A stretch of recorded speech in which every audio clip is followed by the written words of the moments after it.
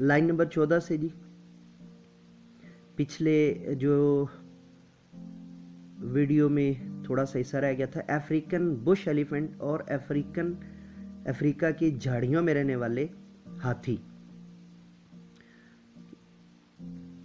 They grow up to 13 feet, वो 13 foot तक जो है वो बढ़ते हैं, टाल लंबे होते हैं, एंड वे और उनका जो वज़न होता है जी 2268 टू 6350 किलोग्राम्स।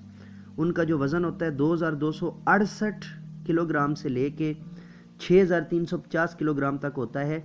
एशियन हाथी जो हैं can grow up to 10 feets, जबकि जो एशियाई हाथी हैं वो 10 फुट तक लंबे होते हैं, and weigh about 2041 to 4990 kilogram, 2041 kilogram से लेकर 4990 किलोग्राम तक।